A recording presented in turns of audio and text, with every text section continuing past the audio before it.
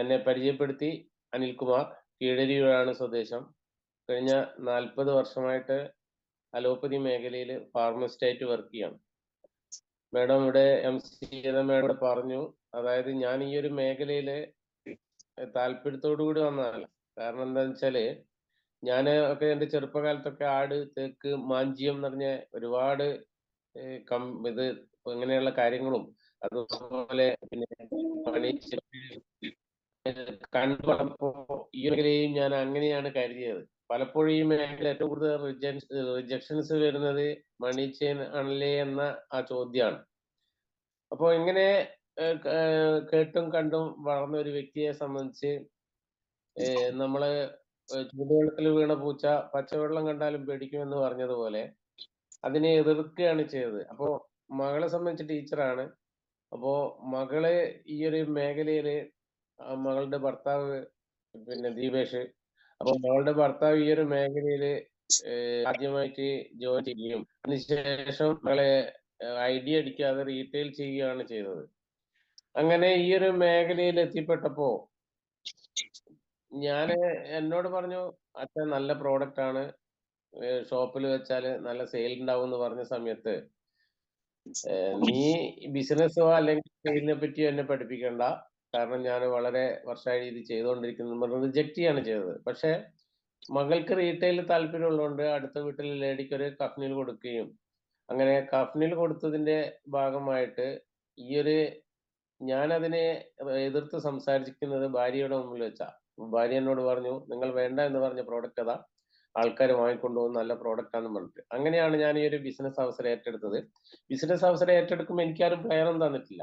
ഇന്ന് 1 to 1 plan കൊടുക്കുന്നത് പോലെ ഒരു പ്ലാൻ കൊടുക്കുകയോ അല്ലെങ്കിൽ ഈ ബിസിനസ് അവസരത്തിൽ ഒരുപാട് സാധ്യതകളുണ്ട് എന്നൊന്നും ഞാൻ മനസ്സിലാക്കിയിട്ടില്ല. എന്റെ ഹെൽപ്പ് കൊണ്ട് മകൾക്ക് എന്തെങ്കിലും ഒരു വരുമാനമോ അല്ലെങ്കിൽ എന്തെങ്കിലും കാര്യങ്ങൾ കിട്ടുന്നുണ്ടെങ്കിൽ കിട്ടിക്കോട്ടെ എന്ന നിലയ്ക്ക് സ്റ്റാർട്ട് ചെയ്തതാണ്. പക്ഷേ പിന്നീടാണ് ഒരു 2-3 മാസം ലീഡേഴ്സ് പറയും പോലെ ചെയ്തപ്പോ അക്കൗണ്ടിൽ വരുമാനം വന്നപ്പോഴാണ് ഇതിൽ ഒരുപാട് സാധ്യതകളുണ്ടെന്നും ഇതിനെ പറ്റി പഠിക്കണമെന്നും ആഗ്രഹിച്ചുകൊണ്ട് എൻ്റെ അപ്ലൈൻ ലീഡർ ശ്രീ സാർ നടത്തുന്ന മന്ത്ലി മീറ്റിംഗിൽ പങ്കെടുക്കുകയും അങ്ങനെ പങ്കെടുക്കുന്നതിന്റെ ഭാഗമായിട്ട് കുറെ കാര്യങ്ങളൊക്കെ മനസ്സിലാക്കി റീറ്റെയിൽ ചെയ്തപ്പോ ഇന്ന് ഏകദേശം 60 ലക്ഷത്തിന് മേലെ പെർമേറ്റ് ചെയ്തുകൊണ്ട് കമ്പനിയുടെ STC റാങ്കിൽ നിൽക്കുകയാണ്. അപ്പോ ഈ ഒരു മേഖലയിൽ ഞാൻ ഇപ്പോഴും ഫുൾ ടൈം കരിയറായി ഏറ്റെടുക്കാൻ കഴിഞ്ഞിട്ടില്ല എന്ന് വേണേൽ പറയാം. ഫാർമസിസ്റ്റായിട്ട് വർക്ക് ചെയ്യുന്ന സ്ഥലത്ത് ഒരുപാട് ഇഷ്യൂസ് ഉള്ളത് കൊണ്ട് ഞാൻ വർക്ക് ചെയ്യുന്ന സ്ഥാപനത്തിൽ എപ്പോഴും എനിക്ക് കയറിപ്പോകാൻ പാകത്തിൽ ആ സ്ഥാപനം നിലനിർത്തണം എന്നൊരു വാശിയുള്ളത് കൊണ്ട് ആ സ്ഥാപനത്തിൽ ഇപ്പോ എൻ്റെ കൊയിലാണ്ടി സ്റ്റാൻഡിലാണ്. അപ്പോൾ 2 ഷോപ്പുകൾ പൂട്ടി. ആ ഒരു ക്രിട്ടിക്കൽ പീരീഡ് കഴിഞ്ഞ് സ്ഥാപനം സുരക്ഷിതമായി എന്ന് തോന്നിയപ്പോഴാണ് ഞാനിപ്പം കുറച്ച് മാസങ്ങളായിട്ടേ ഉള്ളൂ ഒരു ഫുൾ ടൈം കരിയർ ആയിട്ട് ഏറ്റെടുത്തത്.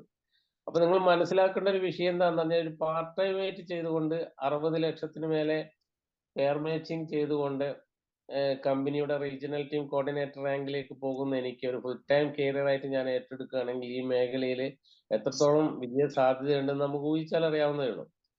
അലോപ്പതി മേഖലയെ സംബന്ധിച്ച് പറയുമ്പോൾ അലോപ്പതി മരുന്ന് അതിന്റെ ഡോസിനും അതിന്റെ ടൈമിനും കഴിക്കുകയാണെങ്കിലാണ് അത് മരുന്നാകുന്നത്, അല്ലെങ്കിൽ വിഷമാണ്. അപ്പൊ നമ്മളെ സംബന്ധിച്ച് നമ്മളെ പ്രോഡക്റ്റ് എന്താണ്? ആയുർവേദമാണ്. ആയുർവേദത്തില് ഇത് ആയുർവേദം എന്നുള്ള മാത്രമല്ല, ഫുഡിന് സമമാണ്. നമ്മളെ ഈ എലമെന്റ്സിന്റെ ബോട്ടിലിലൊക്കെ വെൽനസ് എഴുതിയിരിക്കുന്നത് കാണാം. അലോപ്പതിയെ സംബന്ധിച്ച് പറയുമ്പോൾ അലോപ്പതി മരുന്ന് അതിന്റെ സമയത്തിനും ഡോസിനും കൊടുക്കുന്നത് പോലെ തന്നെ അലോപ്പതി മരുന്ന് ഉപയോഗിച്ചിട്ട് അനുഭവിച്ചിട്ട് റിസൾട്ട് നോക്കിയിട്ട് ഒരു ഡോക്ടർ എഴുതാറില്ല. അദ്ദേഹം എഴുതുന്നത് ഒരു ഡോക്ടർ എഴുതുന്നത് എന്താന്ന് പറഞ്ഞാല് അദ്ദേഹം പഠിച്ച കാര്യങ്ങള് ഡയഗ്നോസിസ് ചെയ്തിട്ട് അതിന്റെ കോമ്പിനേഷൻസ് ഇത് MBBS പഠിക്കുന്ന സമയത്തൊന്നും ഔസർജനിസിന്റെ സമയത്തൊക്കെയാണ് കോമ്പിനേഷൻസ് പഠിക്കുന്നത്. അപ്പൊ ഒരു മരുന്ന് എന്ന് പറയുന്ന ഒരു ടാബ്ലറ്റ് എന്ന് പറയുന്ന ബ്രാൻഡ് നെയിമാണ്. ഇപ്പൊ കാൽപോൾ, പിന്നെ ഡോളോ എന്നൊക്കെ പറയുന്നത് പാരാസിറ്റമോളിന്റെ ബ്രാൻഡ് നെയിമാണ്. അതിലെ കണ്ടന്റ് പാരാസിറ്റമോൾ ആണ്. അപ്പൊ പാരാസിറ്റമോൾ തന്നെ എടുക്കുക. നമ്മളൊരു തലവേദന വരുമ്പോൾ ഏറ്റവും കൂടുതൽ ഓടി പോയി വാങ്ങുന്നത് പാരാസിറ്റമോൾ ആണ്. അത് ഡോലോ ഉണ്ടോ എന്ന് ചോദിക്കും. പ്രധാനമായിട്ടും ഡോളോ ഏറ്റവും കൂടുതൽ വിറ്റുകഴിഞ്ഞത് കോവിഡിന്റെ സമയത്താണ്. അപ്പോൾ പാരാസിറ്റമോൾ എന്ന് പറഞ്ഞാൽ ശരിക്ക് നമ്മളെ ലിവറിന് കംപ്ലൈന്റ് ഉണ്ടാക്കുന്ന ഒരു സാധനമാണ്. നമ്മൾ മദ്യക്കുപ്പീന്റെ മുകളിൽ എഴുതിയിട്ടുണ്ടാവും ആരോഗ്യത്തിന് ഹാനികരമാണ്, ലിവർ ഡാമേജ് ആക്കും എന്നുള്ളതൊക്കെ. അതുപോലെ തന്നെ ആണ് പാരാസെറ്റമോളിന്റെ സ്ഥിതിയും. അപ്പൊ നമ്മള് അതൊന്നും സംശയമില്ലാതെ പേടിയില്ലാതെ കൗണ്ടറിൽ പോയിട്ട്, മെഡിക്കൽ ഷോപ്പിന്റെ കൗണ്ടറിൽ പോയിട്ട് വാങ്ങി കഴിക്കാവുന്ന കഴിക്കുന്ന ഒരു കാലഘട്ടത്തിലാണ് നമ്മൾ ജീവിക്കുന്നത്. പ്രത്യേകിച്ച് ലേഡീസിനെ പറ്റി പറയുമ്പോൾ സൈക്ലോപാം, പെഫ്താൽസ്പാസ്, ഇത് ലേഡീസിനെ സംബന്ധിച്ച് പരിചയമുള്ളത് ഗുളികകളായിരിക്കും. കാരണം മന്ത്ലി പീരീഡ്സിന്റെ സമയത്ത് കഴിക്കുന്ന ഗുളികകളാണ് ഈ സൈക്ലോപാം, അതുപോലെ തന്നെ മെഫ്താൽസ്പാസ് ഒക്കെ. ഈ സൈക്ലോപാമിലും മെഫ്താൽസ്പാസിലും മെഫ്നാമിക് ആസിഡ് പാരാസിറ്റമോൾ ആണ് മെഫ്താൽസ്പാസിലുള്ളത്. സൈക്ലോപാമിലുള്ളതും എന്താണ്? പാരാസിറ്റമോൾ ഡൈസൈക്ലോമിൻ ആണ്. മസിൽ സ്പാസം ഒക്കെ വരുന്ന സമയത്ത് അതിന് വേദന ഉണ്ടാക്കുന്നതാണ്. എന്നാൽ ഇതെല്ലാം വാങ്ങിക്കഴിക്കുന്ന ഒരു വ്യക്തിയെ, ഒരു ലേഡിയുടെ അരികിൽ നമ്മൾ പോകുമ്പോഴും ഈ ഒരു നമ്മുടെ പ്രോഡക്റ്റ് കഴിക്കാൻ പേടിയാണ്. അത് അവരെ പറഞ്ഞിട്ട് കാര്യമില്ല. ഇങ്ങനെയുള്ള മരുന്ന് എന്ന ലെവലിലാണ് പലപ്പോഴും നമ്മൾ പറയുന്നത്, മരുന്ന് എന്ന ലെവലാണ്. പക്ഷെ നമ്മളത് മരുന്നല്ല എന്ന് നമ്മൾ മനസ്സിലാക്കണം. വെൽനസ് ഉൽപ്പന്നങ്ങളാണ്. പലപ്പോഴും നമ്മൾ റിസൾട്ടാണ് പറയുന്നത്.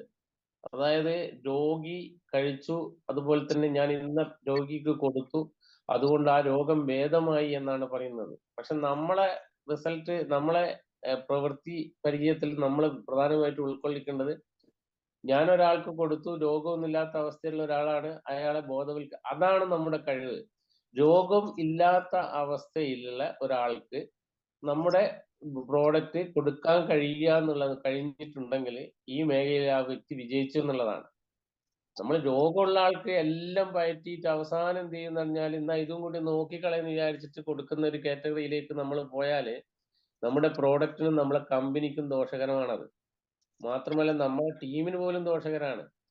അതേ സ്ഥാനത്ത് രോഗം ഇല്ലാത്ത ഒരു വ്യക്തിക്ക് നമുക്ക് ഈ ഒരു പ്രോഡക്റ്റ് കൊടുക്കാൻ കഴിയുന്നുണ്ടെങ്കിൽ ആ ലീഡറുടെ കഴിവാണത്. കാരണം ഈ ഒരു പ്രോഡക്റ്റിനെ പറ്റി അഗാധമായ അറിവും, അതുപോലെ തന്നെ ആരോഗ്യ മേഖലയെ പറ്റി അഗാധമായ അറിവുമുള്ള ഒരു വ്യക്തി തന്റെ മുന്നിലിരിക്കുന്ന കസ്റ്റമറെ പറഞ്ഞ് മനസ്സിലാക്കി കൊടുക്കാൻ കഴിഞ്ഞു എന്നാണ് അത് മനസ്സിലാക്കേണ്ടത്.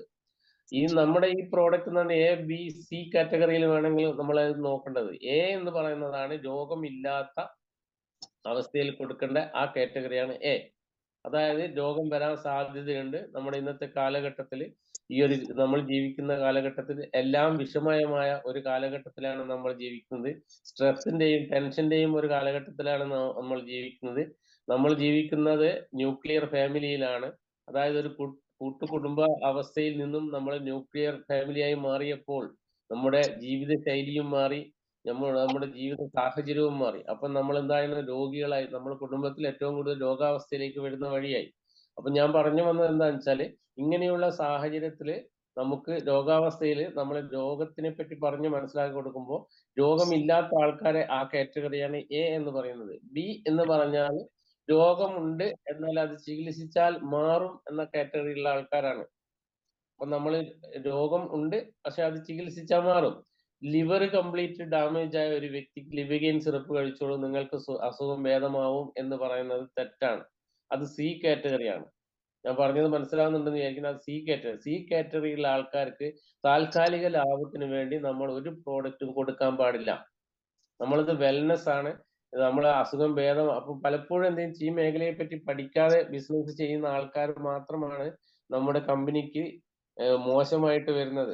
നമ്മുടെ ഏതെങ്കിലും പ്രദേശത്ത് നമ്മുടെ കമ്പനിയെ പറ്റി മോശമായ അഭിപ്രായം ആരെങ്കിലും പറഞ്ഞിട്ടുണ്ടെങ്കിൽ അത് ആ പറഞ്ഞ വ്യക്തിയുടെ അറിവില്ലായ്മ കൊണ്ടും, അതുപോലെ തന്നെ ആ പറഞ്ഞ വ്യക്തിയെ സമീപിച്ച നമ്മുടെ ലീഡറെ വേണ്ട രീതിയിൽ അദ്ദേഹത്തെ പറഞ്ഞ് മനസ്സിലാക്കി കൊടുക്കാൻ കഴിവില്ലാത്തത് കൊണ്ടുമാണ്. അപ്പൊ ഞാൻ പറഞ്ഞു വന്നത്, പാരാസിറ്റമോളും അതുപോലെയുള്ള മരുന്നുകളുടെ അമിതമായ ഉപയോഗങ്ങൾ ഒരു പാരാസിറ്റമോൾ നമ്മൾ ഉപയോഗിക്കുകയാണെങ്കിൽ ഏകദേശം 10-12 വർഷം അതിന്റെ സൈഡ് എഫക്ട് നമ്മുടെ ശരീരത്തിൽ നിൽക്കും എന്നുള്ളതാണ്. നമ്മൾ സാധാരണയായിട്ട് മരുന്നിന്റെ ആക്ഷൻ അങ്ങനെയാണ്. ഇപ്പൊ ഹോമിയോപ്പതിയില് ശരിക്കും പറയുകയാണെങ്കിൽ ഹോമിയോപ്പതിയിൽ ചില മദർ ടിഞ്ചറും അതുപോലെ തന്നെ ചില തുള്ളി മരുന്നുകളൊക്കെ എന്ന് പറഞ്ഞാൽ ഒരു തുള്ളി മതി. ഒരു തുള്ളി കൊണ്ട് ചിലപ്പോൾ ഒരു മാസമോ ഒരാഴ്ച അതിന്റെ എഫക്റ്റ് ശരീരത്തിൽ ഉണ്ടാവും. അതുപോലെ തന്നെ നമ്മളെ ഒരുവിധം അസുഖങ്ങൾക്കൊക്കെ നമ്മുടെ ഭക്ഷണ രീതിയായിട്ട് ബന്ധമുണ്ട്. ജീവിതശൈലി രോഗങ്ങൾക്കുള്ള ഉൽപ്പന്നങ്ങളാണ്, അല്ലെങ്കിൽ ജീവിതശൈലി ഇതിലുണ്ടാകുന്ന എന്തൊക്കെ രോഗം വരാൻ സാധ്യതയുണ്ടോ അതിനുള്ള ഉൽപ്പന്നങ്ങളാണ് നമ്മുടേത്. ജീവിതശൈലി കൊണ്ട് വന്ന രോഗങ്ങളെ മാറ്റണമെങ്കിൽ നമ്മുടെ പ്രോഡക്റ്റ് മാത്രം പോരാ, നമ്മുടെ ജീവിത ശൈലിയും കൂടി ഒന്ന് മാറണം. ആ ജീവിത ശൈലി എന്ന് പറയുന്നത് ഭക്ഷണമുണ്ട്, ജീവിക്കുന്ന സാഹചര്യമുണ്ട്, അതുപോലെ മാനസികാവസ്ഥയുണ്ട്. വെൽനെസ് എന്ന് പറയുന്നത് WELLNESS, വെൽനെസ്. അതുപോലെ തന്നെ ഇൽനെസ് എന്ന് പറയുന്നത് ILLNESS. ഈ വെൽനെസ്സിലൊരു WE ഉണ്ട്, അതായത് നമ്മൾ എന്നൊരു വാക്ക്. ഇൽനെസ്സിലോ ഐ എന്നൊരു വാക്കുണ്ട്. അപ്പോ ഐ എന്ന ഞാൻ എന്ന ഭാവം നമ്മുടെ രോഗാവസ്ഥയിലേക്ക് മാറ്റുന്നു എന്നുള്ളതാണ്. നമ്മൾ അല്ലെങ്കിൽ ഞങ്ങൾ എന്നൊരു ഒരു വാക്ക് നമ്മളുടെ ആരോഗ്യത്തെ നിലനിർത്തുന്നു. ഞാൻ എന്ന ഭാവം, അതുപോലെ ദേഷ്യം, പക, വിദ്വേഷം, ഇതൊക്കെ പേറി വരുന്ന ഒരാളെ സംബന്ധിച്ച് അകാല വാർദ്ധക്യത്തിലേക്കും രോഗത്തിലേക്കും ജീവിതശൈലി രോഗത്തിലേക്കും കടക്കും.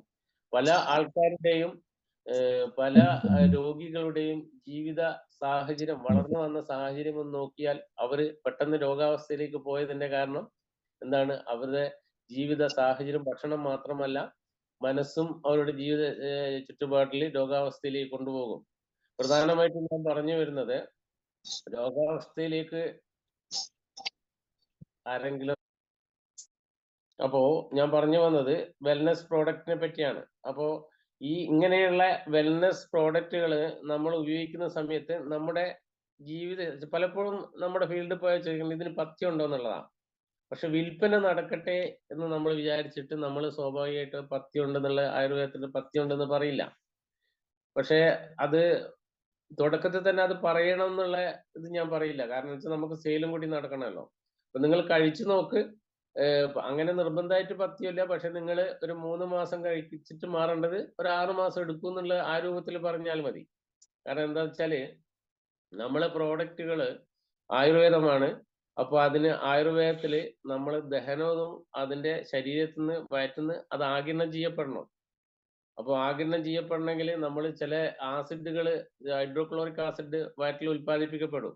അതുകൊണ്ടാണല്ലോ നമ്മളെ പലപ്പോഴും എന്ത് ചെയ്യുന്ന പറഞ്ഞാൽ നോൺ വെജ് എല്ലാം കൂടുതൽ കഴിക്കുന്ന ആൾക്കാർക്ക്, അതുപോലെ പയറുവർഗ്ഗങ്ങളൊക്കെ കഴിക്കുന്ന ആൾക്കാർ, കൂടുതൽ ഉപയോഗിക്കുന്ന ആൾക്കാർക്ക് പിന്നെ യൂറിക് ആസിഡിന്റെ പ്രശ്നവും വെരിക്കോസിന്റെ പ്രശ്നമൊക്കെ വരുന്നത് നമ്മൾ കൂടുതൽ പിന്നെ വയറ്റിലേക്ക് ഹൈഡ്രോക്ലോറിക് ആസിഡ് ഉൽപ്പാദിപ്പിക്കുകയും, അപ്പൊ ദഹന വ്യവസ്ഥയ്ക്ക് കൂടുതൽ ആസിഡ് ഉൽപ്പാദിപ്പിക്കുമ്പോൾ അതിന്റെ ബാക്കി വരുന്ന ആസിഡുകൾ കൂടി രക്തത്തിലേക്ക് പിന്നെ പ്രവേശിക്കുകയും ചെയ്യുന്ന സമയത്താണ് ഈ പ്രശ്നങ്ങളൊക്കെ ഉണ്ടാവുന്നത്. അപ്പൊ നമ്മൾ അത് വളരെ ശ്രദ്ധിക്കേണ്ടതെന്ന് വെച്ചാൽ കഴിയുന്നതും നോൺ വെജും അതുപോലെയുള്ള കൂടുതൽ ദഹനം കൂടുതൽ ആവശ്യമുള്ള സാധനങ്ങളും ഈ ഒരു പ്രോഡക്റ്റ് ഒരു രോഗിയെ സംബന്ധിച്ച് കഴിക്കുമ്പോൾ അത് ഒഴിവാക്കണം എന്ന് പറയുന്നത് വളരെ നല്ലതാണ്. ഇപ്പൊ ഞാൻ നേരത്തെ പറഞ്ഞു വന്നത് വയറ്റിലെ പ്രശ്നങ്ങളാണ്. ഇപ്പൊ വയറിലെ പ്രശ്നങ്ങൾക്ക് നമ്മൾ സാധാരണയായിട്ട് ഇപ്പോ ഈ ആസിഡിന്റെയും അതുപോലെ കീഴ്ശ്വാസത്തിന്റെയും ഗ്യാസിന്റെയും ദഹനത്തിന്റെയും വയറ് വീർക്കുന്നതിന്റെയും പ്രശ്നങ്ങളുണ്ടാവും. അപ്പൊ വയറ് വീർക്കുന്ന പ്രശ്നങ്ങളൊക്കെ ഉണ്ടാകുന്ന സമയത്ത് എന്താണ് അതിന് കാരണം? നമ്മൾ മെഡിക്കൽ ഷോപ്പിൽ പോയാൽ കെട്ടുള്ള ഗുളിക അങ്ങ് എടുക്കുമെന്ന് പറയും. അത് ശീലിച്ചു പോയതാണ് നമ്മള്. അതുപോലെ തന്നെ ഗ്യാസിന്റെ ഗുളിക എന്ന് പറഞ്ഞാൽ ആദ്യം മെഡിക്കൽ ഷോപ്പിനെ സംബന്ധിച്ച്, മെഡിക്കൽ ഷോപ്പിൽ നിന്ന് നിൽക്കുന്ന എല്ലാവരും ഒന്നും ഫാർമസിസ്റ്റ് അല്ല. അവിടെ സെയിൽസ്മാൻമാരാ ഉണ്ടാവുക. അവിടെ അവരെ എടുത്തു കൊടുത്ത് പ്രിസ്ക്രിപ്ഷൻ നോക്കി വായിച്ച് ശീലിച്ച് പരിചയമുള്ള ആൾക്കാരാ ഉണ്ടാവുക. ഇപ്പോ അത് ആൾക്കാർ തിരിച്ചറിയാൻ വേണ്ടിയിട്ട് ടാഗും വൈറ്റ് കോട്ടൊക്കെ ധരിച്ചിട്ട് വർക്ക് ചെയ്യണം എന്നുള്ള ഒരു നിയമം വന്നിട്ടുണ്ട്. പക്ഷേ ഇന്നത്തെ ചൂട് കാലത്ത് ഒരു വൈറ്റ് കോട്ടൊക്കെ ഇട്ട് വർക്ക് ചെയ്യാന്ന് പറഞ്ഞാൽ AC അല്ലാത്തൊരു ഷോപ്പിനെ സംബന്ധിച്ച് ഭയങ്കര ബുദ്ധിമുട്ടുള്ള കാര്യമാണ്.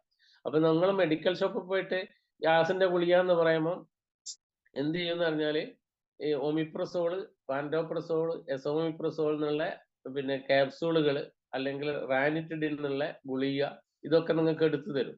അപ്പൊ ഈ ഗുളികകൾ നമ്മൾ കഴിക്കുന്ന സമയത്ത് എന്താണ് ചെയ്യുന്നത്? ഈ അലോപ്പതി ഗുളിക നമ്മൾ ആസിഡ് പ്രൊഡ്യൂസ് ചെയ്യുന്ന കേന്ദ്രങ്ങളെ അങ്ങോട്ട് ബ്ലോക്ക് ചെയ്യും.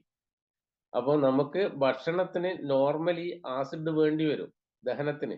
അപ്പൊ അവിടെ സംഭവിക്കുന്നത് എന്താന്ന് പറഞ്ഞാല് ദഹനം നടക്കില്ല. ദഹിക്കാതെ മലത്തിലൂടെ ഭക്ഷണം തന്നെ പോവുക. അപ്പോൾ ദഹനം നടക്കാത്ത സമയത്ത് എന്ത് ചെയ്യുന്നു? വയറ് വീർക്കും, ശോധനക്കുറവുണ്ടാവും, കോൺസ്റ്റിപ്പേഷൻ ഉണ്ടാവും. അതായത് മൊത്തത്തില് വയറ് സ്തംഭനാവസ്ഥയിലേക്ക് പോകും. ഇനി പിന്നെ നമ്മള് ആന്റാസിഡ് എന്ന് പറഞ്ഞ ഒരു കാറ്റഗറിയിൽ എന്ന് പറഞ്ഞാൽ പിന്നെ ആന്റാസിഡ് ആയിട്ടുള്ള പിന്നെ സിറപ്പുകളുണ്ട്. ഇപ്പൊ ജലൂസിൽ സിറപ്പ്, ഡയജീൻ സിറപ്പ് ഇതൊക്കെ ഉണ്ട്. പക്ഷെ ഇത് കഴിക്കുമ്പോ എന്താ പ്രശ്നം എന്ന് പറഞ്ഞാൽ ഇതുപോലെ പിന്നെ അത് വേണ്ട ഇത് ആവശ്യമുണ്ടായിട്ട് കഴിക്കുകയായിരിക്കില്ല. അതും പ്രശ്നങ്ങളുണ്ട്. അലൂമിനിയം ഹൈഡ്രോക്സൈഡ് എന്ന സാധനം ആന്റാസിഡ് സ്ഥിരമായിട്ട് കഴിക്കുമ്പോൾ അത് ഹാർട്ടിനെ പോലും ബാധിക്കും. അപ്പൊ ഞാൻ പറഞ്ഞല്ലോ, ഒരു സൈഡ് എഫക്റ്റ് ഇല്ലാത്ത ഒരു പ്രോഡക്റ്റും അലോപ്പതിയിലില്ല. പക്ഷെ ഈ കാര്യങ്ങൾ മനസ്സിലാക്കിക്കൊണ്ട് നമ്മളെ പ്രോഡക്റ്റിനെ പറ്റി ഇത് നല്ല പ്രോഡക്റ്റ് ആണ്, ഗ്യാസിനുള്ളതാണ്, വയറിന് ഇതിനുള്ളതാണെന്ന് പറയുന്നതിൽ ഉപരിയായിട്ട് ഈ ഒരു സൈഡ് എഫക്റ്റ് പറഞ്ഞുകൊണ്ട് നമ്മളെ പ്രോഡക്റ്റ് കൊടുക്കുകയാണെങ്കിൽ നമുക്ക് പിന്നെ ആ രോഗിയിൽ വിശ്വാസം വരും, ആ പ്രോഡക്റ്റ് വേഗം വാങ്ങാനും തയ്യാറാവും. അപ്പം പലപ്പോഴും നമ്മളെ ഭക്ഷണ ശൈലി, നമ്മൾ ജങ്ക് ഫുഡ്സ് കഴിക്കുന്നുണ്ട്. അതുപോലെ തന്നെ നമ്മള് മായം ചേർത്ത ഭക്ഷണങ്ങളാണ് നമ്മൾ കഴിക്കുന്നത്. അതുപോലെ തന്നെ കൂടുതൽ മുളക് പൊടിയൊക്കെ, മഞ്ഞൾപ്പൊടി എന്ന് പറഞ്ഞാൽ മഞ്ഞപ്പൊടിയാ. അതിൽ മഞ്ഞൾ കുർക്കുമിനൊന്നും ഉണ്ടാവില്ല. അങ്ങനെ കംപ്ലീറ്റ് പാക്കറ്റ് ആണ്. എന്റെയൊക്കെ ചെറുപ്പകാലത്ത് മുളക്, മഞ്ഞൾ ഇതൊക്കെ ഉണക്കി പൊടിച്ച്, അതുപോലെ തന്നെ ഗോതമ്പ് കഴുകി ഉണക്കി പൊടിച്ച് ഗോതമ്പ് പൊടിയാക്കി മാറ്റിയെടുത്തിട്ടാണ് കഴിക്കുന്നത്. ഇന്നൊക്കെ എന്ന് പറഞ്ഞാല് പിന്നെ ഗോതമ്പ് പൊടി എന്ന് പറയുന്നത് ശരിക്കും പറയുന്നത് പിന്നെ ഈ അതിന്റെ തോടൊക്കെ കളഞ്ഞ് നമ്മളെ ശരീരത്തിന് എന്താണോ ആവശ്യമുള്ളത് അതൊക്കെ കളഞ്ഞിട്ടാണ് നമുക്ക് കിട്ടുന്നത്. അങ്ങനെ നമ്മളെ ശരീരത്തിലെത്തുന്ന ജങ്ക് ഫുഡ്സിന്റെയും അതുപോലെ രാസ കീടനാശിനികളും അതുപോലെ തന്നെ നമ്മൾ കഴിക്കുന്ന അലോപ്പതി മരുന്നുകളും, അതായത് ആന്റിബയോട്ടിക്സ്.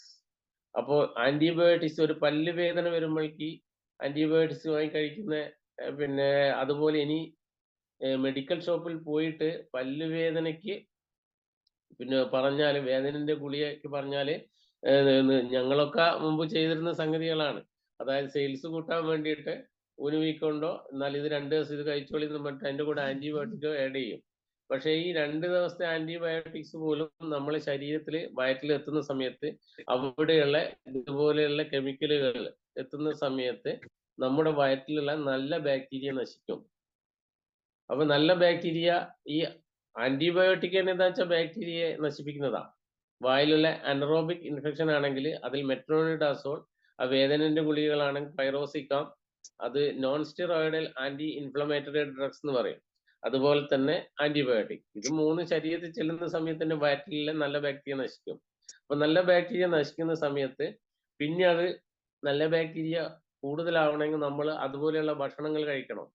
ഇപ്പൊ നമുക്ക് തൈര്, മോര് ഇതൊന്നും ഇപ്പോ കിട്ടുന്നില്ല. യഥാർത്ഥത്തിൽ നാടൻ തൈര്, നാടൻ മോര് ഇതൊന്നും നമുക്ക് കിട്ടാനില്ല. അപ്പൊ ഇതൊക്കെ തന്നെയാണ് നമ്മൾ നല്ല ബാക്ടീരിയ ശരീരത്തിൽ ഉണ്ടാവാനുള്ള പഴങ്കഞ്ഞി പോലെയുള്ള അതൊന്നും ഇപ്പം ആരും കഴിക്കുന്നുമില്ല. അപ്പൊ നല്ല ബാക്ടീരിയ വയറിന്ന് നഷ്ടപ്പെടുന്ന സമയത്ത് ആന്റിബയോട്ടിക്കും ഇതുപോലെ ഗുളികകൾ കഴിച്ചാൽ നമുക്ക് വയറ്റിൽ കുറച്ച് ദിവസത്തേക്ക് വയർ അപ്സെറ്റ് ആയിരിക്കും. പിന്നെ അത് റെഡിയായി വരുന്നില്ല. പിന്നെ നമ്മൾ ഇത് കഴിച്ചുകൊണ്ടാണ് ആ പ്രശ്നം വന്നത് മനസ്സിലാവില്ല. അപ്പോൾ വയറ് അപ്സെറ്റ് ആയി കഴിഞ്ഞാൽ, വയറൊരു പ്രധാന ഇതാണ്. അത് അപ്സെറ്റ് ആയി കഴിഞ്ഞാൽ പിന്നെ അങ്ങോട്ട് നമുക്ക് ഓരോ അസുഖങ്ങൾ സ്റ്റെപ്പ് സ്റ്റെപ്പായിട്ട് വരും. അതായത് നമ്മൾ ഊരവേദന വരും, അതുപോലെ തന്നെ നമുക്ക് മുടികൊഴിച്ചിൽ വരും, താരൻ വരും, പിന്നെ അസിഡിറ്റി ആയിട്ട് ഉണ്ടാവും. അസിഡിറ്റി ഇങ്ങോട്ട് ഹാർട്ട് ബേൺ ആയിട്ട് മേലോട്ട് കയറിയിട്ട് ആ വയറ്റിലുള്ള അസിഡിറ്റീനെ പിന്നെ തരണം ചെയ്യുന്ന ഈ സ്കിന്നുണ്ട്, തൊലിയുണ്ട്.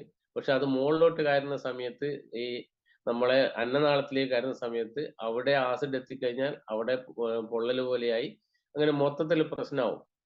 പക്ഷെ ഇത് നല്ല ബാക്ടീരിയ ഇല്ലാത്തതുകൊണ്ടാണ് ഈ പ്രശ്നങ്ങളൊക്കെ വരുന്നത്. അവിടെയാണ് പ്രോബയോട്ടിക് G+ എന്ന ആ ഒരു നമ്മളിപ്പോൾ ലിവിഗെയിൻ സിറപ്പും ഇമ്മ്യൂണോ3 പ്ലസ് ക്യാപ്സ്യൂളും അതിന്റെ കൂടെ പ്രോബയോട്ടിക്കും വളരെ കാലമായിട്ട് നമ്മൾക്ക് പിന്നെ നമ്മളെ മുന്നിലിരിക്കുന്ന ഒരാൾക്ക് ഈ ഒരു ഗ്യാസ് അതുപോലെ പ്രശ്നങ്ങൾ വളരെ കാലമായിട്ടുണ്ടെങ്കിൽ ഇത് 3ഉം കൊടുക്കുന്ന സമയത്ത് നമുക്ക് ലിവിഗെയിൻ സിറപ്പും ഇമ്മ്യൂണോ3 പ്ലസ് ക്യാപ്സ്യൂളും പ്രോബയോട്ടിക് G+ഉം കൊടുക്കുകയാണെങ്കിൽ നല്ല റിസൾട്ട് ഉണ്ടാവും. കാരണം ഞാൻ തന്നെ വളരെ കാലമായിട്ട് എസോമിപ്രസോൾ എന്ന് പറഞ്ഞത് എൻഡോസ്കോപ്പി അടക്കം ചെയ്തായിരുന്നു.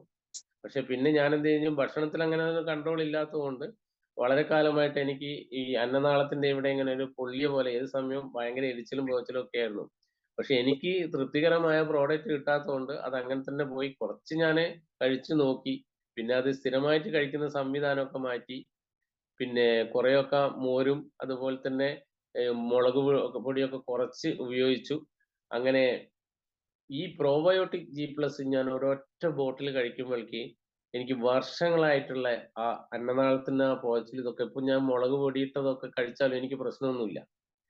അപ്പോ അത്രയും റിസൾട്ടുള്ള സാധനമാണ് ഈ പ്രോബയോട്ടിക് ജി പ്ലസ് എന്നുള്ളത്. നമുക്ക് അത് മാത്രം ഞാൻ ലിവഗെയിൻ സിറപ്പും ഇമ്മ്യൂണോതെർ പ്ലസ് കഴിച്ചിട്ടും എനിക്ക് വലിയ വ്യത്യാസം വരാത്തതിന്റെ കാരണമാണ് പിന്നെ എനിക്ക് ശരിക്കും മനസ്സിലായത് എന്താ വെച്ചാല് വയറ്റില് നല്ല ബാക്ടീരിയ നശിച്ചു.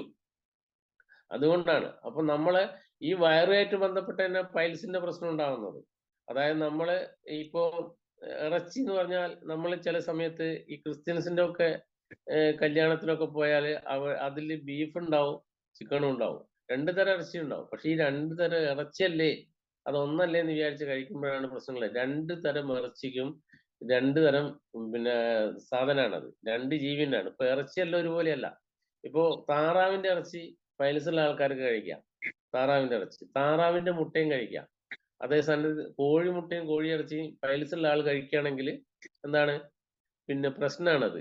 അതുപോലെ തന്നെ മത്തി പൊരിച്ചത് പൈൽസുള്ള ആൾക്കാർക്ക് കൂട്ടും.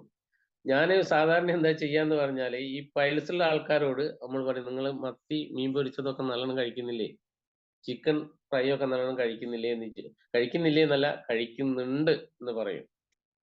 അപ്പോ എന്റെ മുന്നിലിരിക്കുന്ന പേഷ്യന്റിനെ സംബന്ധിച്ച് അദ്ദേഹം കഴിക്കുന്ന ഭക്ഷണം ഏതാണെന്ന് ഞാൻ പറയുമ്പോൾ തന്നെ എന്നിലുള്ള വിശ്വാസമായി.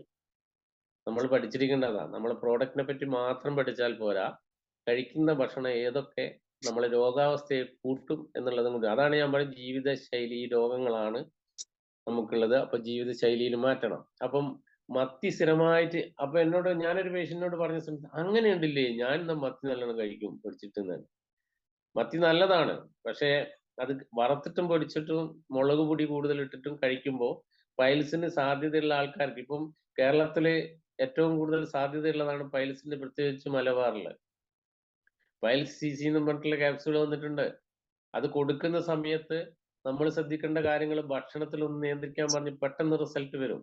കാരണം നമ്മൾ അവിടെ കഴിക്കുന്നത് സാധാരണയായിട്ട് ഇത് വളരെ പിന്നെ ഞാന് സംസാരിക്കുന്നത് പൊതുവെ എന്റെ ടീമിനും എല്ലാം മൊത്തം ഈ ഒരു മേഖലയിൽ വർക്ക് ചെയ്യുന്ന എല്ലാവർക്കും ഗുണകരമാകുന്ന രീതിയിലാണ്, എല്ലാവർക്കും ഗുണകരമായിക്കോട്ടെ എന്നുള്ള രീതിയിലാണ് പറയുന്നത്. കാരണം ഞങ്ങളെ സംബന്ധിച്ച് ഞാന് പിന്നെ ഫാർമസിസ്റ്റ് ആണ്. അതുപോലെ തന്നെ അച്ഛൻ ആയുർവേദ വൈദ്യരായിരുന്നു. മൊകേരിയാണ് എൻ്റെ അച്ഛന്റെ വീട്. ഡോക്ടർ പി പത്മനാഭനാണ് അച്ഛന്റെ അമ്മാവനാണ്. ചിലപ്പോൾ നിങ്ങൾക്കൊക്കെ പരിചയം ഉണ്ടാവും. ആയുർവേദ വൈദ്യ ഫാമിലിയാണ്. ദശമൂലാഷ്ടം പിപ്പിലി അസമം വാസരിഷ്ടം മുസ്താരിഷ്ടം കനകാസവും ആരോഗ്യവാരിഷ്ടം കതിരാരിഷ്ടം കുടജാരിഷ്ടം ലോഹാസവും എന്നുള്ള അരിഷ്ടങ്ങളൊക്കെ വീട്ടിലുണ്ടാക്കിയുണ്ട്. ആയുർവേദത്തോട് എനിക്ക് താല്പര്യമുള്ളതുകൊണ്ട് അച്ഛൻ പറഞ്ഞു തരുന്ന ചില സംഗതികളൊക്കെ ഞാൻ ഔഷധീന്റെ ഏജൻസി നടത്തിയിരുന്നു.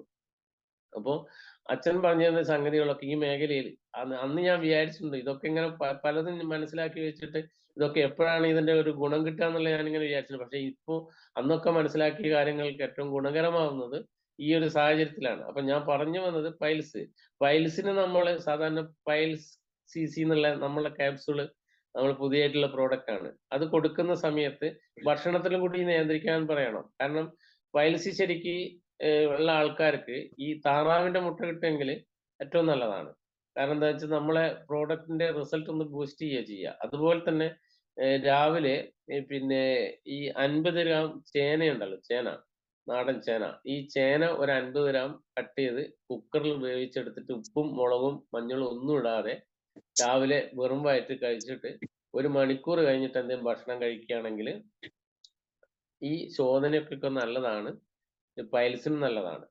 അപ്പൊ ഒഴിവാക്കേണ്ട സാധനങ്ങൾ എന്ന് പറഞ്ഞാല് നമ്മള് വറുത്തതും പൊരിച്ചതായിട്ടുള്ള, അതുപോലെ തന്നെ പിന്നെ ചിക്കൻ, പിന്നെ മുളക് പൊടി, ഇതാണ് പച്ചമുളക് ഉപയോഗിക്കുക. മുളക് പൊടി ഇത് ഒഴിവാക്കണം. ഒഴിവാക്കിയാൽ മാത്രമാണ് ഇനി ഈ ഞാൻ പറഞ്ഞ വയറ്റിലെ പ്രശ്നങ്ങൾക്ക് പ്രധാന കാരണം മുളക് പൊടിയാണ്. പിന്നെ ഈ മായം ചേർത്ത മുളക് പൊടികളാണ്. അപ്പൊ അത് മുളക് പൊടി കൂടുതൽ കഴിക്കുമ്പോൾ നമ്മളെ വയറ്റില് എന്തുണ്ട്, നല്ല ബാക്ടീരിയ നശിക്കും. അപ്പൊ മൊത്തത്തില് നമുക്ക് ഈ പിന്നെ ബ്ലഡ് സർക്കുലേഷനൊക്കെ ഈ നീർക്കെട്ട് വരും. അപ്പൊ നീർക്കെട്ട് വന്നിട്ട് ബ്ലഡ് സർക്കുലേഷൻ അങ്ങോട്ട് പിന്നെ അനസിന്റെ ഭാഗത്തേക്കുള്ള സർക്കുലേഷനൊക്കെ കുറയും. അപ്പൊ ഞരമ്പ് തടിക്കും. അപ്പൊ ശോധനക്കുറവ് വരും. അപ്പൊ പ്രശ്നങ്ങളൊക്കെ ആവും. ഇതാണ് നമ്മളെ വയറുമായിട്ടുള്ള ബന്ധപ്പെട്ട സ്ഥിതിഗതികള്. അപ്പൊ ഏറ്റവും കൂടുതൽ ഇന്ന് കൗണ്ടറിൽ സെയിൽ വരുന്നതെന്ന് വെച്ചാല് വയറ്റിലെ പ്രശ്നങ്ങൾക്കുള്ള ആന്റാസിഡ് ഗുളികകളും, അത് നമ്മൾ ആന്റാസിഡ് സിറപ്പ് ഉണ്ട്. നമ്മളിപ്പോ പുതുതായിട്ട് ഇറങ്ങിയ ആന്റാസിഡ് സിറപ്പ്. ആന്റാസിഡ് എന്ന് പറയുന്ന ആസിഡിനെ ന്യൂട്രലൈസ് ചെയ്യാന്നുള്ളതാ. സോറി. ആസിഡിനെ ന്യൂട്രലൈസ് ചെയ്യാന്നുള്ളതാണ് ആന്റാസിഡിന്റെ പണി. അപ്പൊ നമ്മള് ആന്റാസിഡ് എപ്പ കഴിക്കേണ്ടത്? നമ്മുടെ Gelusil tablet, Digene tablet, Gelusil syrup, പിന്നെ ഡയജിൻ സിറപ്പ്, ഇതൊക്കെ ആന്റാസിഡ് കാറ്റഗറിയിൽ പെട്ടതാ. ആന്റാസിഡ് കഴിക്കേണ്ടത് ഭക്ഷണം കഴിച്ച് അരമണിക്കൂർ കഴിഞ്ഞിട്ടാണ്. ഭക്ഷണം കഴിച്ച് അരമണിക്കൂർ കഴിഞ്ഞിട്ടാണ് ആന്റാസിഡ് കഴിക്കുന്നത്. എന്തുകൊണ്ടെന്ന് പറഞ്ഞാൽ നമ്മുടെ ശരീരത്തിൽ, നമ്മുടെ വയറ്റിൽ ഉൽപ്പാദിപ്പിക്കുന്ന ആസിഡ് അല്ലെങ്കിൽ മുക്കാൽ മണിക്കൂർ കഴിഞ്ഞിട്ട് ആസിഡ് നമ്മളെ ശരീരത്തെ വയറ്റിലെ ഭക്ഷണം ദഹിപ്പിക്കുകയാണ് ചെയ്യുന്നത്. ഈ ദഹനം കഴിഞ്ഞാല് നമ്മളെ വയറ്റിൽ ആസിഡ് ഉണ്ടാവും. അപ്പോ ആ ആസിഡ് കൂടുതൽ ഉൽപ്പാദിപ്പിച്ചു കഴിഞ്ഞാൽ ആ ആസിഡ് എന്ത് ചെയ്യാണ്, ന്യൂട്രലൈസ് ചെയ്യണം. അല്ലെങ്കിൽ അത് ബ്ലഡിലേക്ക് പോകും. അപ്പൊ ആസിഡിനെ ന്യൂട്രലൈസ് ചെയ്യുന്ന സാധനമാണ് ആന്റാസിഡ്. ഞാൻ പറഞ്ഞല്ലോ, മറ്റത് ഒരുപാട് കോമ്പിനേഷൻസ് ആണ്. അപ്പോ അതില് അലൂമിനിയം ഹൈഡ്രോക്സൈഡ് പോലെയുള്ള സാധനങ്ങൾ നമ്മളെ ഹാർട്ടിനെ പോലും ബാധിക്കും. അങ്ങനെ ഹാർട്ടിന് പ്രശ്നങ്ങൾ ഉണ്ടാക്കുന്ന മരുന്നുകളാണ്. മരുന്നുകളെ സംബന്ധിച്ച് നമ്മൾ അലോപ്പതി മരുന്നിനെ സംബന്ധിച്ച് പറയുമ്പോൾ എല്ലാം കെമിക്കലാണ്. ഈ കെമിക്കല് നമ്മളെ പ്രോഡക്റ്റും അതുമായിട്ടുള്ള പ്രധാന ഇതെന്ന് വെച്ചാല് നമ്മളെ ശരീരത്തില് ഏതൊരു വളരെ വളരെ സെൻസിറ്റീവായ, വളരെ ബോധമുള്ള ഓരോ സെല്ലും, ബോധമുള്ള 120 ട്രില്യൺസ് കോശങ്ങളാണ് നമ്മുടെ ശരീരത്തിലുള്ളത്. 120 ട്രില്യൺ. അപ്പോ ഈ കോശങ്ങളൊക്കെ നല്ല സന്തോഷവാനായി ജീവിക്കുന്ന ഒരു വ്യക്തിയുടെ ശരീരത്തിലെ കോശങ്ങളൊക്കെ വളരെ സന്തോഷത്തോടെ ആയിരിക്കും. പല ഇരു സെല്ലുകളും അതാണ് നമ്മളിപ്പം ഹാപ്പി ആയിരിക്കണം എന്ന് പറയുന്നത്. നമ്മളെ ടെൻഷൻ അടിച്ച് ഇതാക്കുന്ന സമയത്ത്, നമ്മള് പിന്നെ ജീവിത സാഹചര്യം കൊണ്ട് ടെൻഷൻ അടിക്കുന്ന സമയത്ത് ആ സെല്ലുകൾക്കും ടെൻഷൻ ആയിരിക്കും. അതുകൊണ്ടാണ് ഈ മാനസികാവസ്ഥ വളരെ നല്ല രീതി. അതുകൊണ്ടാണ് പലപ്പോഴും എന്ന് വെച്ചാൽ മെഡിറ്റേഷൻ ഒക്കെ നമുക്ക് ഗുണം ചെയ്യുന്ന പറയുന്നതാ. ഇപ്പം പ്രധാനമായിട്ടും മനസ്സിന്റെ പ്രശ്നം ഉണ്ടായി, ഞാൻ പറഞ്ഞല്ലോ, വയറ്റിന് പ്രശ്നം ഉണ്ടാവും. ഇപ്പം സൈക്യാട്രിക് ഡ്രഗ്സ് മുഴുവൻ റോക്കറ്റ് ഫ്യൂൽ ആണ്. ഒരിക്കലും ഒരു രോഗി നമ്മളുടെ സൈക്യാട്രിക് ഡ്രഗ്സ് ഉപയോഗിച്ചിട്ട് അസുഖം മാറിയതായിട്ട് ഞാൻ കണ്ടിട്ടില്ല. എന്താണോ ബേസിക് ആയിട്ട് ഒരു മാനസികാവസ്ഥയിലേക്ക് പോകുന്നതെന്ന് അറിഞ്ഞാല്, ടെൻഷൻ അടിച്ച് ചിലരുടെ മനസ്സ് വളരെ നിർമ്മലായിരിക്കും. സോറി. വളരെ എന്താ പറയണ്ടേ, സെൻസിറ്റീവ് ആയിട്ടുള്ള ഒരു ബോഡിയും മനസ്സും ഒക്കെ ആവുന്ന സമയത്ത് രോഗാവസ്ഥയിലേക്ക് വേഗം പോകും. അപ്പൊ എന്തുണ്ടെന്ന് പറഞ്ഞാല് ആ BP വരും, ഷുഗർ വരും. അതിന് ചെറിയൊരു ഉദാഹരണം ഞാൻ പറയാം. ചെറിയൊരു ഉദാഹരണം പറയാം. നിങ്ങള് ഒരു കാട്ടിലേക്ക് പോവാന്ന് വിചാരിച്ചോളി. കാട്ടിലേക്ക് പോകുന്ന സമയത്ത് പെട്ടെന്ന് നിങ്ങളെ മുന്നിലേക്ക് ഒരു സിംഹം എടുത്ത് ചാടി. സിംഹം എടുത്ത് ചാടുമ്പോ നിങ്ങൾ പറയുന്നും വേണ്ട, ശരീരത്തോട് ആവശ്യപ്പെടുന്നുണ്ട്. ഓട്ടോമാറ്റിക് ആയിട്ട് നിങ്ങളുടെ ശരീരം പിന്നെ കൊളസ്ട്രോൾ ഉൽപ്പാദിപ്പിക്കും, ഷുഗർ ഉൽപ്പാദിപ്പിക്കും, BP കൂട്ടും, പൾസ് കൂട്ടും. ഒരു മിനിറ്റ്. പൾസ് കൂട്ടും, ഇതൊക്കെ കൂട്ടും. അപ്പൊ എന്ത് ചെയ്യുന്ന പറഞ്ഞാല്, ഇതൊക്കെ ശരീരം കൂട്ടുന്ന എന്തിനാന്ന് പറഞ്ഞാല് നിങ്ങളെ ആ പ്രദേശത്ത് നിന്നും പിന്തിരിഞ്ഞ് ഓട്ടാനാണ്. അപ്പൊ ഓടുന്ന സമയത്ത് ഓടിക്കഴിഞ്ഞിട്ട് ആ സാഹചര്യത്തിൽ നിന്ന് മാറിക്കഴിഞ്ഞാല് പിന്നെ നിങ്ങൾ ഓക്കെ ആയി. പക്ഷെ നിങ്ങൾക്ക് ആ ടെൻഷനോ ശരീരത്തിലെ ആ പ്രശ്നങ്ങളൊന്നും മാറിയിട്ടുണ്ടാവില്ല. അങ്ങനെ ഒരാഴ്ച കഴിഞ്ഞ് അതൊന്നും ഓർമ്മയുണ്ടാവില്ല. ഒരു തലവേദന അല്ലെങ്കിൽ ഇതൊക്കെ ആകുന്ന സമയത്ത് ഡോക്ടറെ അടുത്ത് പോകും. പക്ഷെ ആ സമയത്ത് നിങ്ങളുടെ ശരീരത്തിലെ ഭക്ഷണം കൂടി കൂടുതൽ കഴിക്കുകയാണ്. നിങ്ങളുടെ ശരീരത്തിലെ പിന്നെ ഷുഗറിന്റെ അളവ് കൂടിയിട്ടുണ്ടാവും. ചിലപ്പോൾ തൈറോയിഡ് ഹോർമോൺ കൂടിയിട്ടുണ്ടാവും. BPയും കൂടിയിട്ടുണ്ടാവും. നിങ്ങളുടെ പൂർവ്വസ്ഥിതിയൊന്നും ഡോക്ടർ അന്വേഷിക്കില്ല. 300 ചില്ലോളം പേഷ്യൻസ് ഉള്ള ഒരു സ്ഥലത്ത് നിങ്ങൾക്ക് അത് അന്വേഷിക്കാനുള്ള സമയം ഡോക്ടർക്ക് ഉണ്ടാവില്ല.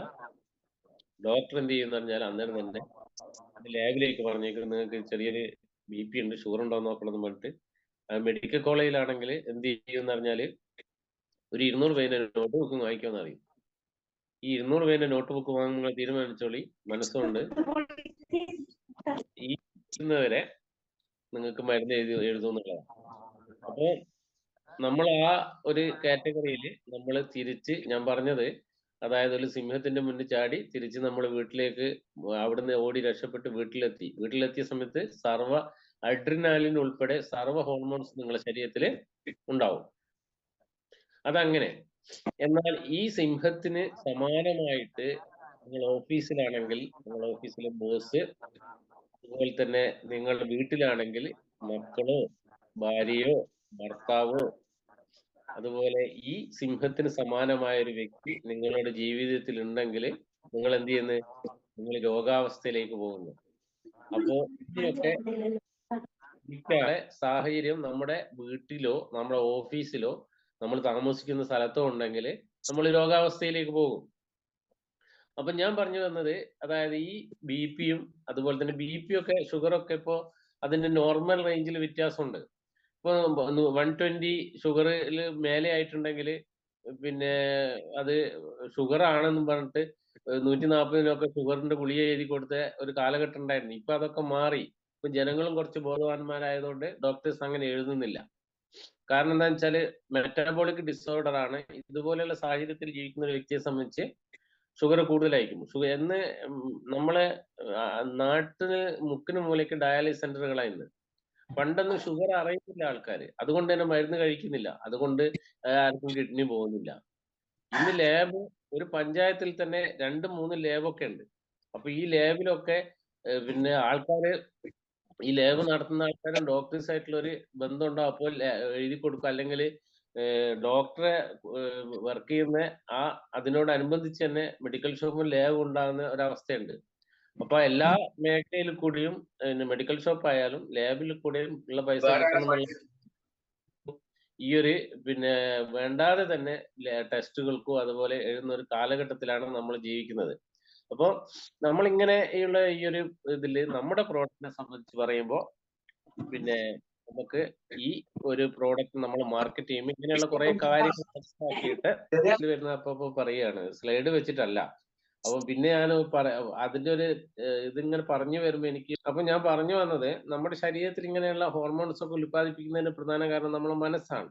അപ്പൊ മനസ്സ് നന്നായാൽ എന്താണ് മൊത്തത്തില് രോഗാവസ്ഥയിലും വരിക, ശരീരത്തിന് അസുഖങ്ങളൊന്നും ഉണ്ടാവില്ല. അതാ ഞാൻ പറഞ്ഞത് വെൽനസ്, ഇൽനെസ്. ഐ എന്ന് പറയുമ്പോൾ ഞാൻ എന്ന ഭാവവും നമ്മളെ എന്തിനും ഞാൻ മതി എന്നുള്ള ഒരു ഭാവം നമ്മളുടെ ഇടയിൽ അതില്ല. ഏത് നമ്മളെ മൾട്ടി ലെവൽ മാർക്കറ്റിംഗിൽ നമ്മളെ MI ലൈഫ് സ്റ്റൈലിൽ അതില്ല. കാരണം ഞാൻ ഏറ്റവും എനിക്കൊരു സന്തോഷം തോന്നിയ ഈ മേഖലയിൽ വന്നപ്പോ എന്താ വെച്ചാൽ, മനുഷ്യൻ പരസ്പരം സ്നേഹിക്കുകയും അന്യന്റെ വാക്കുകൾ സന്തോഷം പോലെ കേട്ട് ആസ്വദിക്കുകയും ചെയ്യുന്ന ഒരു കാലം വരും എന്നുള്ള കാർൽ മാർക്സ് ഇതില് കമ്മ്യൂണിസ്റ്റ് ഇതിൽ ഞാൻ കേട്ടിട്ടുണ്ട്.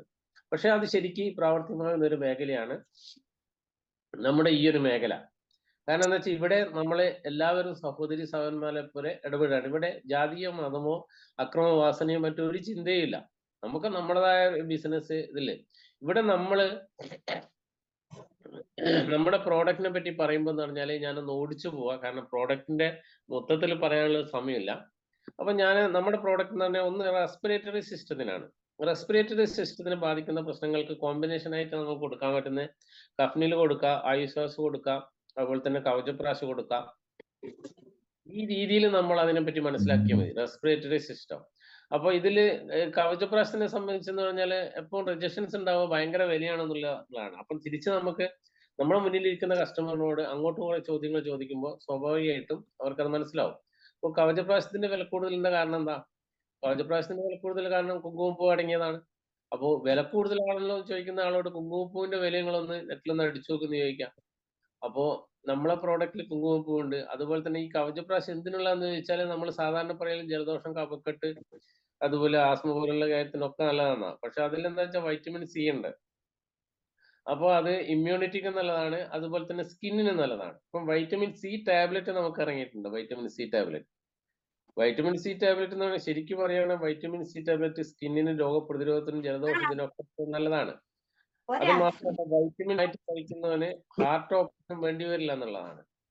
ഹാർട്ടിന്റെ ഓപ്പറേഷൻ അമേരിക്കയിൽ റിസർച്ച് നടത്തിയതിന്റെ ഭാഗമായിട്ട് പിന്നെ ഓപ്ഷൻസിന് വൈറ്റമിൻ സി ടാബ്ലറ്റ് കൊടുക്കുകയും കുറെ പേഷ്യൻസിന് കൊടുക്കാതിരിക്കുകയും ചെയ്ത സമയത്ത് പിന്നെ ഈ കൊടുത്ത വൈറ്റമിൻ സി കൊടുത്ത പിന്നെ പേഷ്യൻസിന് എന്നുള്ളതാണ്. അപ്പൊ അത്രയ്ക്ക് നല്ല ടാബ്ലറ്റുകളാണ് പ്രോഡക്റ്റുകളാണ് നമ്മുടെ ഇവിടെ മാർക്കറ്റ് ചെയ്യുന്നത്. മൊത്തത്തില് കേരളം ഉപഭോക്തൃ സംസ്ഥാനമാണ്. അപ്പൊ നമ്മുടെ പ്രോഡക്റ്റുകളെല്ലാം ഏറ്റവും കൂടുതൽ മാർക്കറ്റ് ചെയ്യാൻ പറ്റുന്ന ഒരു സംസ്ഥാനത്ത്, ദൈവത്തിന്റെ നാട്, ദൈവത്തിന്റെ കയ്യൊപ്പുള്ള പ്രോഡക്റ്റ് എന്ന് നമ്മൾ പറയുന്നത് ദൈവത്തിന്റെ നാട്ടിലേക്ക് വന്നിരിക്കുന്നത്. അപ്പൊ നമ്മൾ ഈ പ്രോഡക്റ്റുകളൊക്കെ പുതിയ ഏത് പ്രോഡക്റ്റ് ആയാലും അതുപോലെ തന്നെ ഇപ്പൊ digestive immunity plus Livogen syrup capsule, അതുപോലെ തന്നെ പ്രൊബയോട്ടിക് ജി പ്ലസ്, ഇതൊക്കെ വയറിനെ സംബന്ധിച്ചുള്ള പ്രശ്നങ്ങളിലാണ്. ഇനി നമ്മൾ കൊളസ്ട്രോളിന് വളരെ നല്ല റിസൾട്ടാണ്, ബി പിക്കൊക്കെ വളരെ നല്ല റിസൾട്ടാണ് എന്ത് വെൽഹാർട്ട്. പിന്നെ അതുപോലെ തന്നെ ബി പിക്ക് നല്ല റിസൾട്ട് കിട്ടും. എങ്ങനെയാന്ന് പറഞ്ഞാൽ ഫൈറ്റ് സ്ട്രെസ്സും കൂടി കൊടുക്കുകയാണെങ്കിൽ. പലപ്പോഴും ബി പിയുടെ ഒരു പ്രധാന കാരണം ജീവിക്കുന്ന ഈ ഒരു സാഹചര്യത്തിന്റെ സമ്മർദ്ദമാണ്, ആ വ്യക്തിയുടെ സമ്മർദ്ദമാണ്. ഹാർട്ട് എന്ന് പറഞ്ഞാൽ അതുപോലെ ഈ ബ്ലഡ് സർക്കുലേഷൻ സംബന്ധിച്ച് പിന്നെ ബ്ലഡിന്റെ ഫ്ലോ, അതായത് PC പാക്ഡ് സെൽ വോളിയം, അതായത് ബ്ലഡിന്റെ പാക്ഡ് സെൽ വോളിയം കൂടുകയാണെങ്കിൽ എന്ത് ചെയ്യുന്ന കട്ടി, അതായത് ബ്ലഡ് പറഞ്ഞാല് ഓക്സിജൻ സപ്ലൈ എല്ലാ സ്ഥലത്തും കിട്ടില്ല. അപ്പൊ അത് ഹാർട്ടിന് പ്രശ്നം വരും. അതുപോലെ തന്നെ വെരിക്കോസ് വെയിന്റെ സാഹചര്യം ഉണ്ടാവും, ഇതൊക്കെ ഉണ്ടാവും. അപ്പൊ ഒരു 40 കഴിഞ്ഞ ഒരു വ്യക്തിയെ സംബന്ധിച്ച് കുറച്ച് കാര്യങ്ങളെ ഞാൻ പറഞ്ഞിട്ടുള്ളൂ. അപ്പോ ഞാൻ മൊത്തത്തിൽ നിങ്ങൾക്ക് തന്ന ഒരു അവിയലാണ്.